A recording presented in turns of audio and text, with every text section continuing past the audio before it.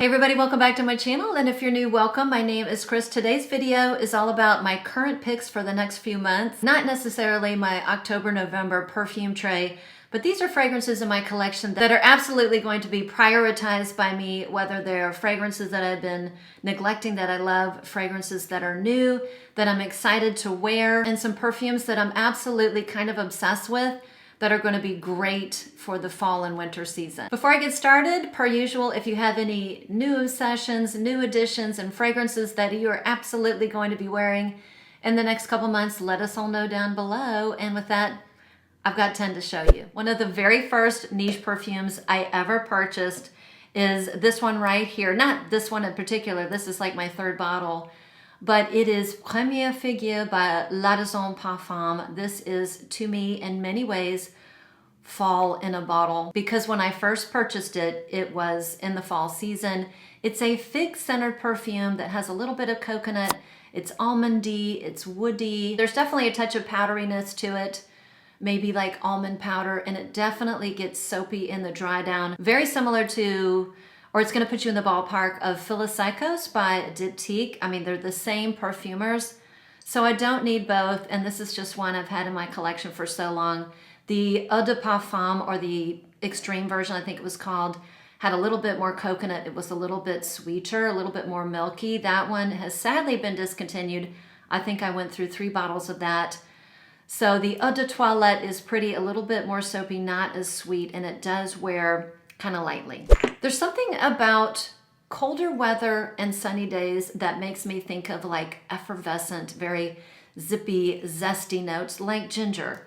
And so one I'm going to be reaching for is Ingenious Ginger. This is kind of bordering on or kind of tiptoes around being a gourmand perfume. This to me is a warm citrus scone with a drizzle of a ginger syrup. It's very citrusy, it's very gingery, it's very zippy at first, and as it dries down, that vanilla, there's a vanilla that comes out. It's dry, it's slightly sweet, but not overly sweet. So it smells kind of like a scone, and scones to me are a bakery item that aren't too sweet. I haven't really been reaching for my heavy gourmand perfumes, so those delicate gourmand fragrances in my collection that have a lightness to them is something that I find very appealing right now. Well, I do have one gourmand on the list. The most gourmand is Narco Oasis. This has one of the prettiest passion fruit notes in my collection. This to me smells like a passion fruit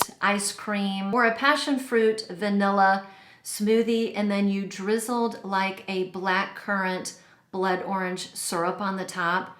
This definitely has a dense vanilla, but it wears lightly. There's something so delicious and airy about it. And I know this was never super popular or didn't go very viral, but to me, there's just something so yummy and delicious about this. It's definitely gourmand, but the citruses and the tartness of those citrusy notes, particularly the passion fruit, keeps it out of the, too heavy, tooth-achingly sweet gourmand zone, and that's why I love it. And there's just something, I could wear this year-round, but it's also something I love to reach for on a cold day when I'm wearing a sweater. It's very versatile. It's one of the few gourmands in my collection that to me is year-round because it's sweet for the cold weather, but it has that tartness for the warm weather. One fragrance that was definitely a love at first sniff for me, I smelled this down when I went perfume shopping in Houston. I want to say it was last year. I went to the Liquid Imaginaire counter, smelled Âme du Coeur, which was a new release from 2024, and I was just like, it was love on the spot. Now this is not going to be for everybody. It's a very unique fragrance in my opinion. It's very unisex. But oh my gosh, there's something about this perfume that I absolutely love. It's very citrusy. It has pomegranate, there's blood orange. I love a citrusy, peppery fragrance. This is a citrusy, peppery, woody fragrance. So in addition to the citruses and the pepper, it's either black pepper or pink pepper. You have to love one of those. It has a green, fresh woodiness, and I think the note is cypress. So it's bright, zesty, woody, peppery, so delicious. It wears lightly.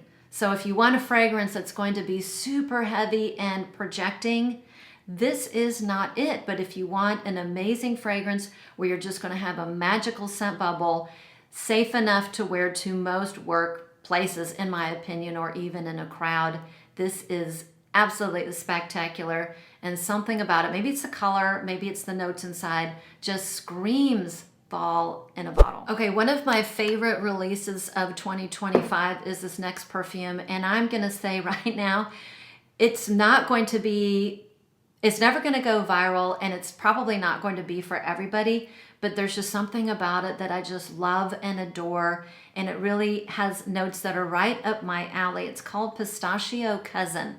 Now, I do not know all of the notes in here. Obviously, there's pistachio. I'm sure there's patchouli, there's citruses, but the way they are combined, everything coming together to me smells like Fruit Loops in a Lush store. As if you left a bowl of Fruit Loops without the milk, you left that overnight in the Lush store, you let it marinate overnight, and when you go in to open the store the next day, you're like, oh, I forgot about my Fruit Loops. You pick them up, they are imbued with that very dense, unforgettable, unmistakable Lush aroma. So it's like head shop Fruit Loops or hippie Fruit Loops. And let me tell you, that is just something that is right up my alley. But again, is not going to be for everybody. The pistachio in here is not the star of the show, but I think just lends a nice little warmth to the fragrance. Speaking of patchouli, I'm a big patchouli lover. If you didn't know that, one of my favorite patchoulis to wear in the colder weather is Indigo Tanzanite. This is not going to be for everybody, but this is like a gourmand leaning, sweet, resinous, ambery version of a patchouli. So there's patchouli, it's milky, it's very creamy, it has a white chocolate note, but to me, the white chocolate smells like almond milk. And I don't know if almond is listed in the notes. I think I've looked it up before. So it's creamy, but not necessarily lactonic. And even though it's a patchouli perfume, it wears lightly. So this is not one of those knock your socks off, blow out the room patchoulis. This is actually a crowd appropriate patchouli, in my opinion. Very warm, very cozy, and slightly sweet, but not gourmand. I love to wear woody perfumes in the colder weather, particularly the fall, because fall is when I absolutely love to go hiking. I have always loved fragrances that smell like the forest or smell like the woods, a wood heavy perfume. And one of the best ones in my collection, I hear zip about this one. I hear nothing nada about this perfume, probably because it's not going to be universally appealing. Not everybody loves to smell like they're hiking in the woods.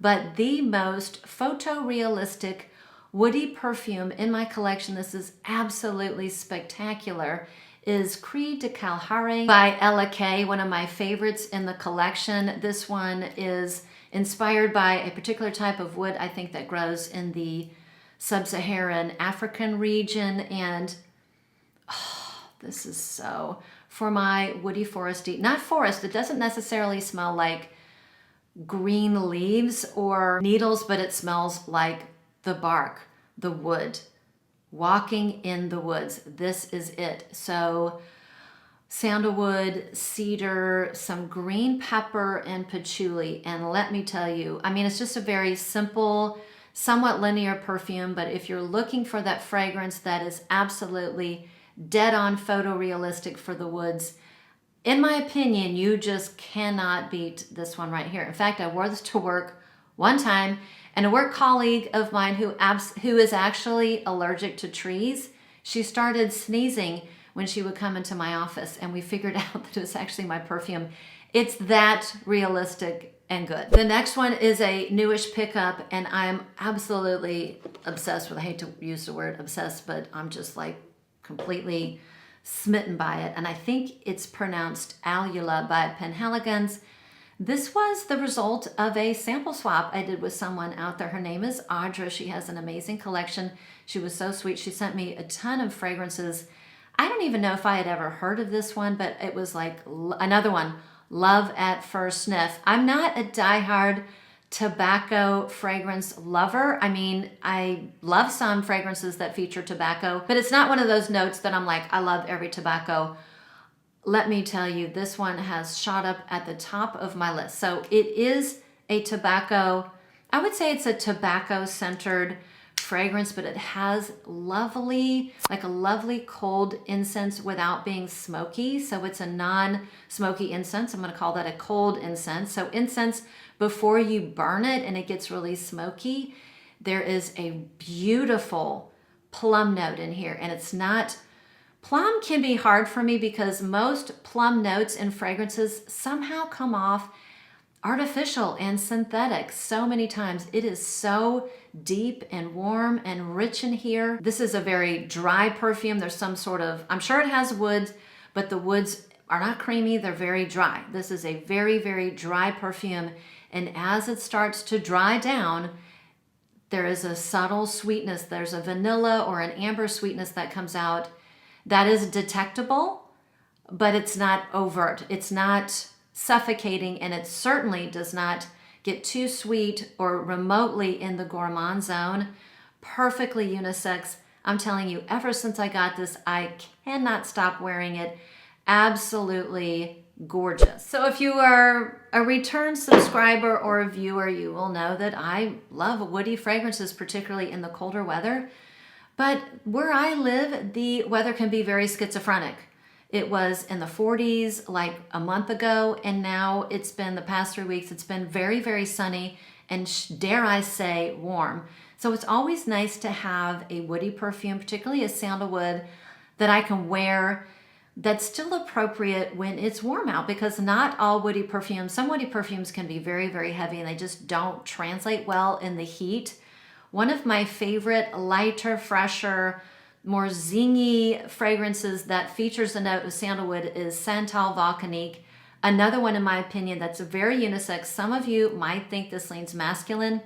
Somehow this really appeals to me. So the sandalwood is very dry. It's very light. This one, again, I love to wear ginger in the fall as we're heading into the colder months because it's zippy, it's light and zingy, but it just, I love it in the sunshine. So on a warm fall day, so this has ginger, there's lime, cardamom, so it's a zingy, zippy, fresh, invigorating, slightly peppery, spicy sandalwood that still has, I mean, it's clean and dry, but it still has that lovely creaminess in the dry down. It's a very easy sandalwood to wear. This, to me, in my opinion, is like an easy reach sandalwood. It's like when I feel like wearing a sandalwood, but I don't want something challenging or too heavy and that will work in any situation, I go with Santal Volcanique. A beautiful fragrance that was significantly hyped a couple years ago, and I waited to get this perfume.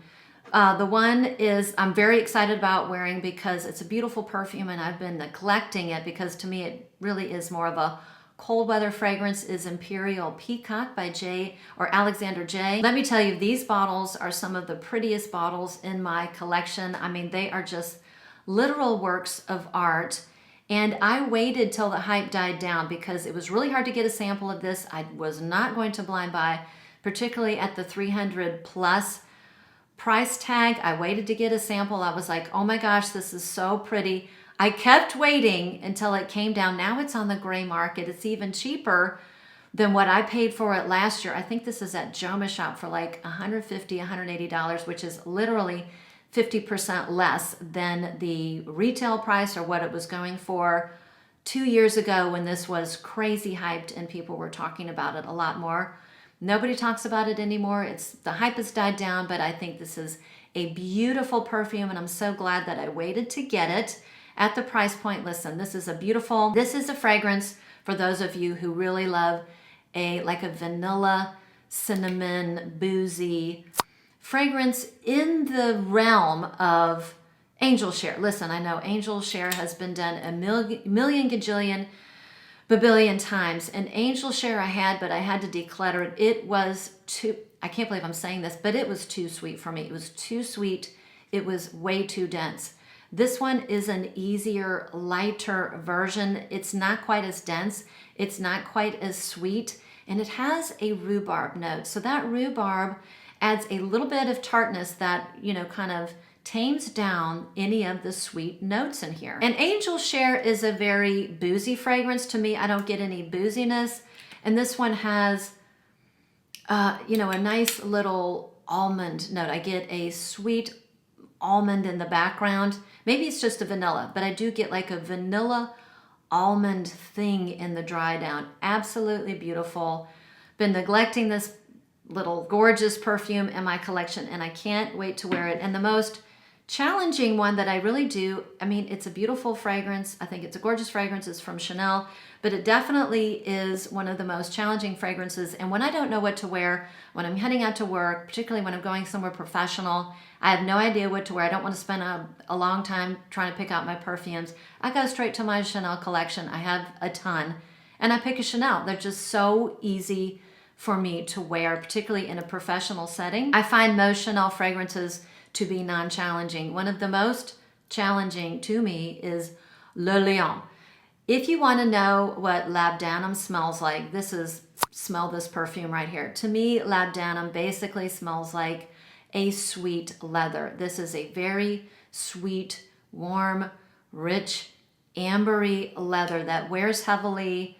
It has citruses in the beginning. It's very waxy. It almost smells like a waxy, citrusy soap, elegant soap. But as it dries down, it really goes more into it's amber, it's more ambery, it's more leathery, it's sweet. It has a slight vanilla touch to it, but never gets too sweet. And Chanel just doesn't do gourmands. They don't do literal gourmands, but what they do well is a patchouli. I think Chanel makes one of the most beautiful patchouli notes in all of perfumery. So there's definitely a patchouli in here. Not quite as strong as it is in Coromandel, but it's in here.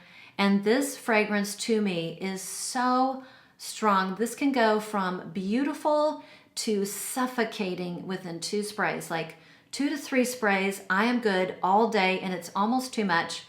If I go 4 to 5 times, it literally will make me ill.